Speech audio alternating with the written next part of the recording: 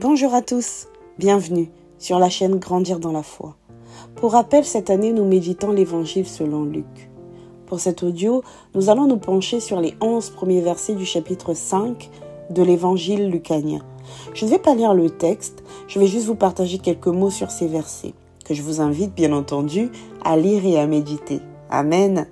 Dans ce passage, Simon a pêché toute la nuit sans prendre aucun poisson. Voilà qu'au matin, il est rejoint dans son lieu d'activité par le Christ, qui enseignait la foule et qui va s'asseoir dans une des barques de Simon. Oui, nous aussi aujourd'hui, Jésus nous rejoint. Il veut s'asseoir dans notre barque. Il nous rejoint au travers de nos activités du quotidien. Il nous rejoint dans nos communautés. Il nous rejoint à travers un frère, une sœur, un collègue, un ami. Il nous rejoint quand nous allons à la messe du dimanche. Il nous rejoint quand nous nous disposons à méditer sa parole. Il nous rejoint de différentes manières. Amen.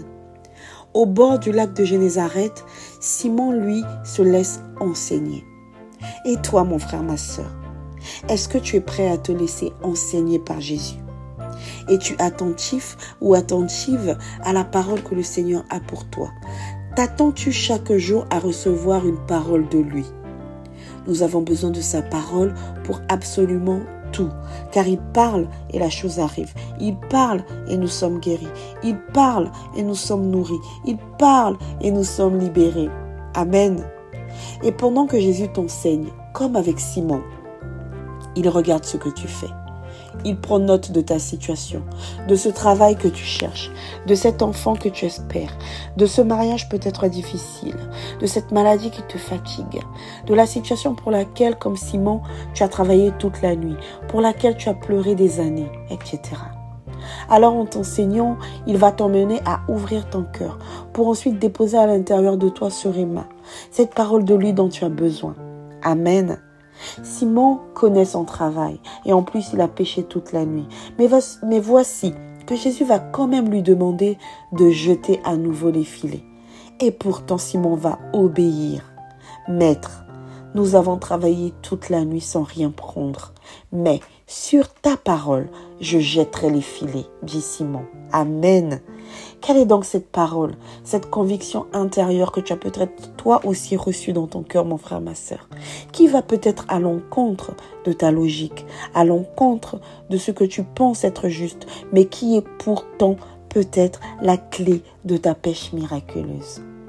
Voici qu'en obéissant, Simon va tomber à genoux devant Jésus, car les fruits de cette pêche vont bien au-delà de toutes ses espérances. Amen.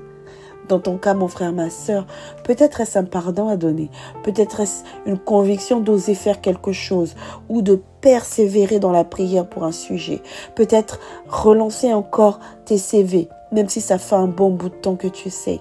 Peut-être encore est-ce une offrande d'action de grâce à faire au Seigneur ou encore un comportement auquel il faudrait renoncer, etc.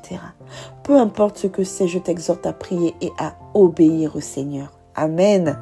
Comme Simon, pêcheur de poissons, appelé ensuite à devenir pêcheur d'hommes, Jésus a besoin de nous tous. Il a besoin de nous là où nous sommes positionnés. Il a besoin de nous dans nos familles, dans nos communautés, dans nos lieux d'activité professionnelle, etc. pour marcher par la foi, pour exprimer son caractère, pour intercéder pour les âmes. Amen. Car nous gagnons d'abord spirituellement avant de gagner dans le naturel. Amen. La moisson est abondante, mais les ouvriers peu nombreux, nous dit la parole de Dieu. Comme Simon, toi et moi, nous sommes aussi appelés.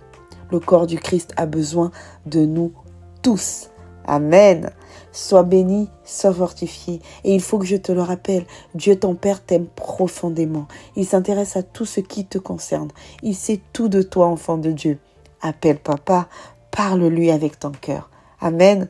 Bonne semaine avec notre Seigneur Jésus-Christ. Ciao, ciao.